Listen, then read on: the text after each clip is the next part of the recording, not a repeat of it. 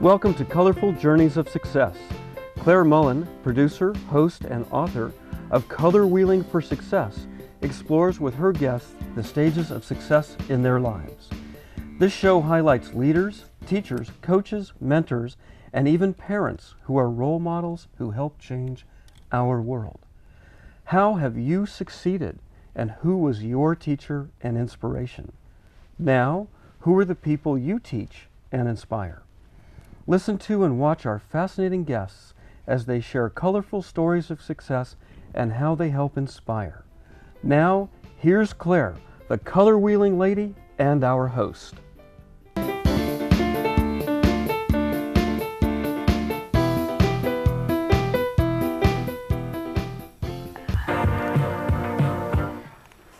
Welcome to Colorful Journey of Success. I'm so glad that you joined us because today we're going to be speaking to a guest on a very critical topic because a lot of people have lost a lot of money because of a situation going on with the internet. Today, Kim Connors has agreed. She is a deputy district attorney. She's going to be talking about the internet real estate fraud. Thank you so much, and welcome to the show. Welcome to Colorful Journey of Success. Thank you so much for having me, Claire. You are, you are a role model. You are an angel. Well, that might be a little bit much. I'm a very lucky person. Yeah, I think that it's so unfortunate. You know, internet is supposed to be so powerful and so helpful, but now people are. Scam artists are using it. So let's talk about it. First of all, what is your background? Well, when I graduated from college, I became a police officer with the city of San Jose. Mm-hmm. And after 6 years of doing that and going to court and watching the attorneys in court, mm-hmm. I developed a fascination and a passion for the prosecutors and what they were doing with the cases that the police officers had put together. So I went to law school. And mm-hmm. I've been lucky enough to be a deputy district attorney for 20 years now. Oh, well, that's fabulous. Hooray for you. It's really treacherous, isn't it? It's sad. It's sad to think of something that is so powerful, the internet, to be there to help us and to be used maliciously. Well, you made a very good point when you said it's powerful. And as we all know from our life experience, anything powerful can be used for good, and it can be used for evil. Yes. And unfortunately, there are people taking advantage of that. Mm-hmm. So what did it feel like when you were actually the police officer, carrying a gun and things like, that must have been quite an experience. You're a very pretty lady. Oh, you're very sweet. It was a wonderful experience to be a police officer, and especially to be one in Santa Clara County and the city mm-hmm. of San Jose. And it just gives you, I think we all want to help people, to have that opportunity. Mm-hmm. I think that's why a lot of people will pay the bridge toll for the person behind them, or, buy a meal for someone who's in the military. Mm-hmm. We like to do good things, and either being a police officer or being a prosecutor gives me this amazing opportunity to do good things. Mm-hmm. I mean, as an officer, I was oftentimes the first person there to help people. Mm-hmm. But it must have been frightening at times. I don't know. Maybe I've seen too many television shows, I think. That's okay. My mother loves those shows too.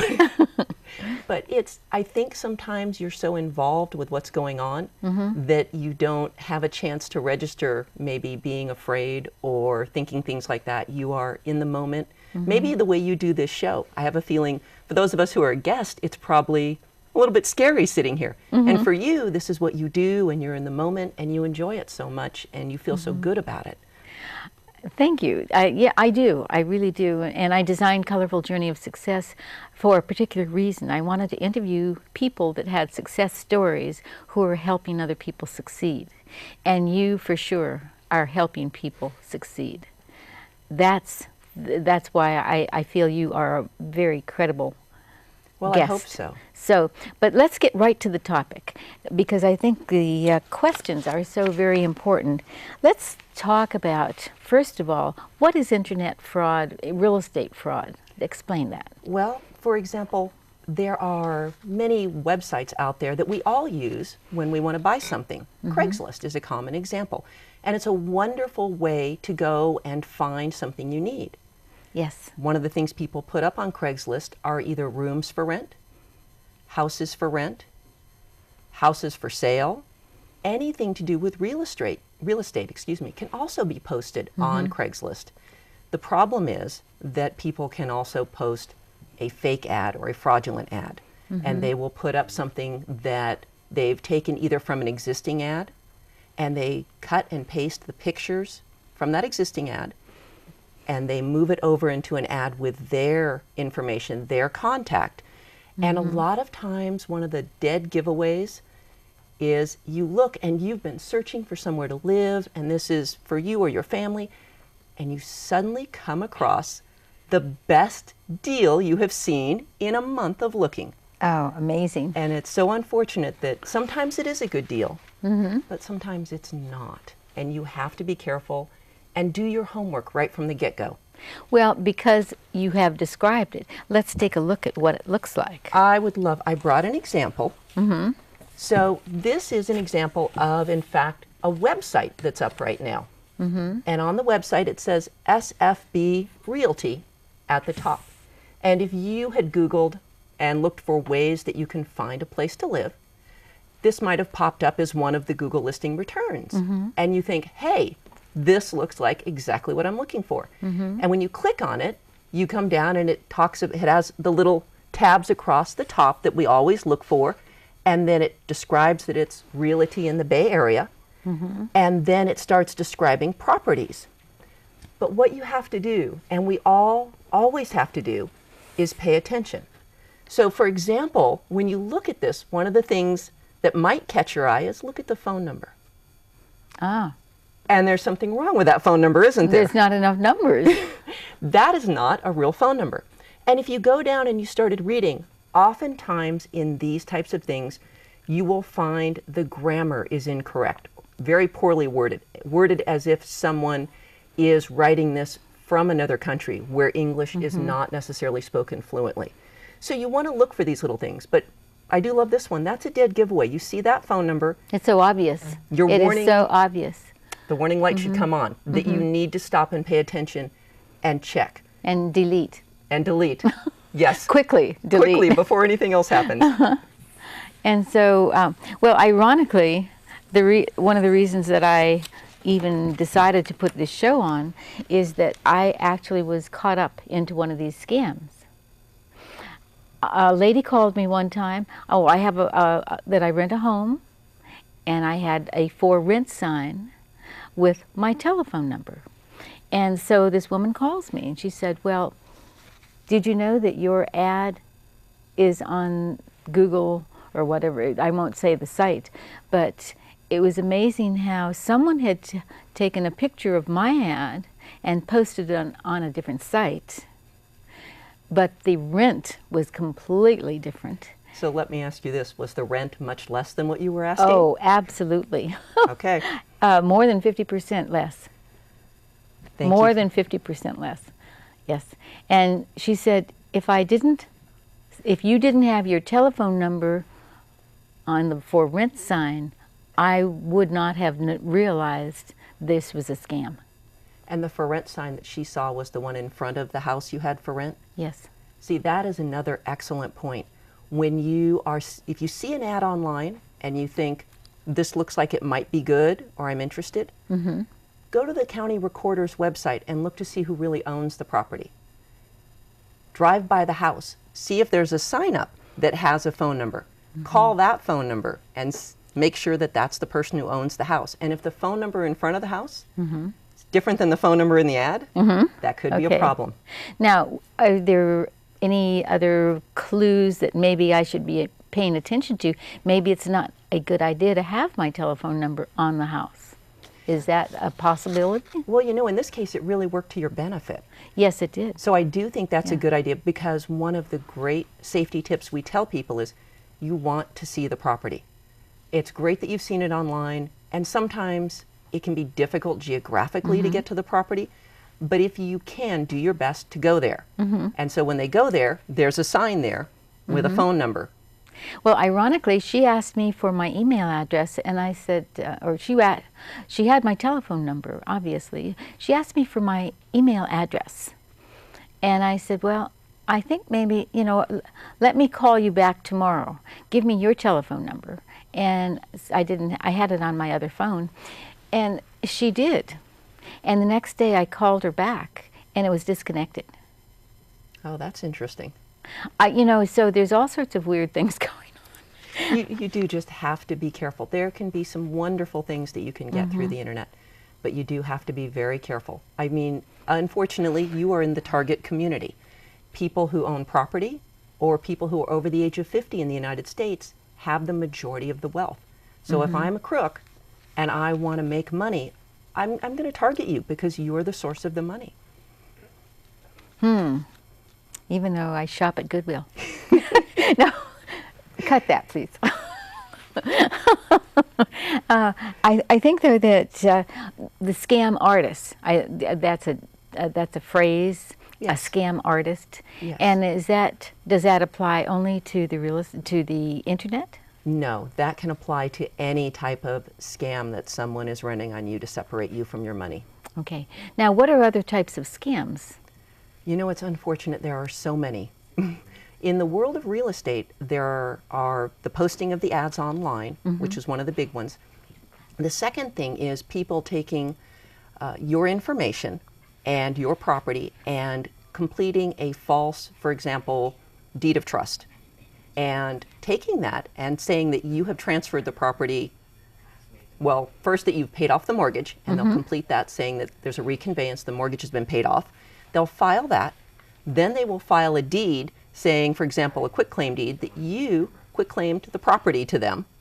They will then go out and get a mortgage, and oftentimes most of the mortgage process can be done online. Up until you sign, you can do the application, you can give the information online or on the phone. They will take out a mortgage on your property. And then the really nice thing they do is at the end of all this, when they have the money, they transfer the property back to you so that you have the property now encumbered by the mortgage. But they have the money. They have the money. Isn't that amazing?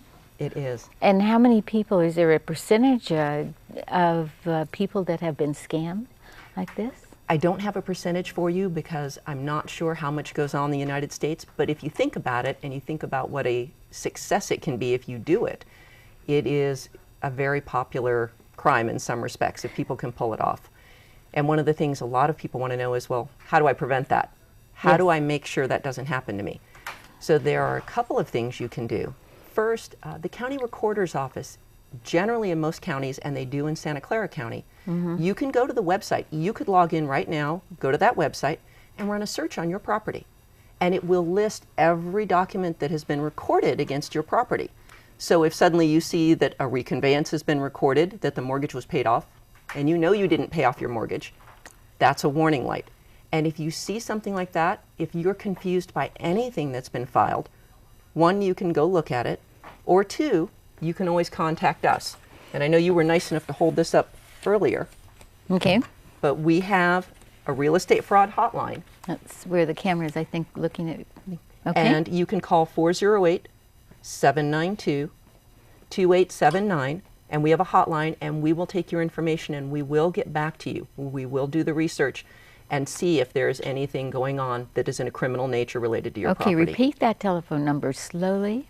408 792 792 2879. 2879. And one more time, 408 792 2879. And also the website?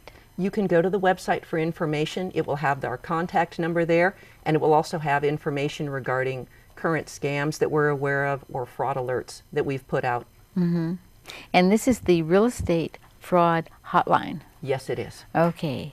Now, when you call this contact number, the hotline, what do you tell them? You leave a message letting us know what your concern is. Is it that you found out that a property you had for rent is now listed with a contact information for somebody else? Have you noticed that there's been a deed or a quitclaim deed filed on your property that you don't know anything about? Anything like that where you suspect that there might be fraud or there might be a crime, please go right ahead and contact us. We are happy to look into it and happy to help.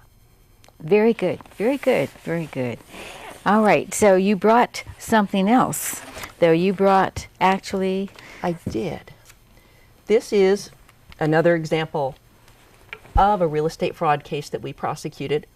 And it is an example of what I was telling you about, where someone goes and files a reconveyance. In this case, she went and filed a reconveyance on a property that she did not own, and then, and this is my view, then after that, she took out a mortgage, she got the money, and then she transferred the property back to the owner.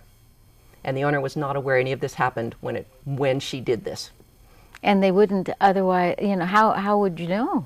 Exactly. Absolutely, how would you know? Exactly. You're sitting having your coffee in your kitchen, and all this is going on, and you're just watching the Olympics, or you would have no idea. And you don't find out until a notice of default is filed on your property, and you get paperwork in the mail telling you you're in default, and you aren't aware of that $250,000 or $300,000 mortgage that's been taken out on your property. Oh, now that's scary. That is really, really frightening. It is. You know, I'm so glad that we're doing this show, because it's such a critical topic. It is such a critical topic. So let's talk a little bit more about how do we find out protection, you know, how does the homeowner protect themselves? Any other ideas? Well, there are a couple things. One of the things you can do is Google your property address every so often, especially if you're renting it and you have a listing for it or it's for sale. Put your address in and Google it and see what comes up. Because if someone else has posted another ad in relation to your property, it may very well come up. As I mentioned, check the recorder's office. That's also great to see if anything else has been filed regarding your property. And then if you get an unusual phone call or an unusual message regarding your property, be aware that it could be because there is some type of fraud going on, and don't necessarily just discount it because you know your property isn't for sale or for rent. You know, it's interesting because a lot of people will, or a lot of companies will be promoting themselves, their services or whatever, and contact property owners, and for different reasons, for different products or services. And a lot of people kind of get used to that, and they just kind of like hang up. Yes, that's very true. So would that be kind of a red flag? Well, it could be. Again, it depends. If someone is telemarketing you, oftentimes when you don't answer, they hang up. Someone who's not telemarketing you usually will leave you a message. This woman who contacted you, if you hadn't answered, she probably still would have left you a message saying, hey, I found one ad for your property at one price and then another for your property at a different price. Which she actually told me. Right, but I'm saying if you hadn't answered the phone. Oh, okay. I think she probably would have left you a message. So that is sometimes, you know, information, and you can listen to it and kind of, okay, this sounds wrong, or, you know, this sounds like something I should pursue. It was interesting because the next day when I called that number and it was disconnected, that didn't make sense to me, and it still doesn't really make a lot of sense to me. Is this the scam artist testing out? I don't know. You know, in this situation, I don't know either. The good thing is it brought to your attention that there was potentially more than one ad out there for your property. And it also alerted me that this was going on, because I'd never heard of it. Scam. I had never heard of this real estate scam artist and fraud on internet. And so, you know, one thing I did, and I think it was very smart of me. It didn't take too long. On one evening, I sat in front of YouTube, and I just watched. I just Googled, or I put in real estate fraud in YouTube, and I just watched all the different types of frauds that are going on. That was amazing. Good for you, because I became more aware. Yes. Yes, so, okay. That now, is very helpful. One of the things that, excuse me, I mentioned, and it's not necessarily just on internet, maybe this doesn't work or not, but remember I mentioned something about appearances? Appearances, yes. When you wear very nice if you're nicely dressed and you're wearing nice jewelry or whatever, you look like you are wealthy, right? Well, you can. And scams just don't happen on the internet. There are scams that happen person to person where people are watching you. They are judging you based on your appearance. And again, they're going, okay, you're in my target audience. You appear to be someone who's over 50. And now you appear to be well dressed or have nice jewelry. So you could be somebody who has some money, and it might be worth my while to target you. For a robbery, just to come in and rob the house, maybe? Well, and it could be, so it could be for a burglary, which if someone comes into your house and you're not there to steal your property, that's true. It could be for a robbery, that they take your property from you by force or fear in your presence. It could be actually, and is really more likely, going back to the scams, because they will look at you and they will form an opinion you have some money. And a very popular scam that happens a lot of times to people over 50 is called the sweetheart swindle. And basically they look at you, they judge you as somebody who may have money, and they create an opportunity to get to know you. They will come up and introduce themselves and say they were a friend of the family, or they think they had previously met your child, or they used to know your spouse who's deceased. And once they've done that, they'll try to establish a relationship with you. Oftentimes this can involve either a man or a woman. Usually it's more likely an older man and a younger woman, and they will attempt to establish a relationship, that they're in love with you, and that you can buy them things and treat them to things, engagement rings, help them with financial issues they have, and that's how they get your money from you, is by establishing this relationship. Oh my gosh. So how does that connect with internet dating? That is, I hate to say it, but that's an excellent question. So a lot of times we look at a website and we trust it because we trust the brand name. And there are a lot of great websites out there for either finding property or for finding a date. And we all see the commercials and the different websites, Match.com, Christian Mingle, whatever you have that you're interested in, there's oftentimes a website to help connect you to people. I'm going to say the same thing I said in the beginning when I showed that SF Bay Realty ad. You've got to do your homework. That website is reputable. That doesn't mean everybody on the website is reputable. And I'm sure you understand what I'm saying when I say that. Right. So the fact that you're on a website that is well known for, you know, providing an opportunity to meet and screens profiles. Remember, the profile is only as good as the person typing it. That's right. Exactly. Exactly. So we have seen situations where, of course, the person typing that profile is not really John who lives in San Mateo, but it's really somebody else who actually lives in, for example, Nigeria, and they have put this out there through the website. And they, of course, at some point will explain how they need money or they need help, but, you know, having exchanged emails with you, delete.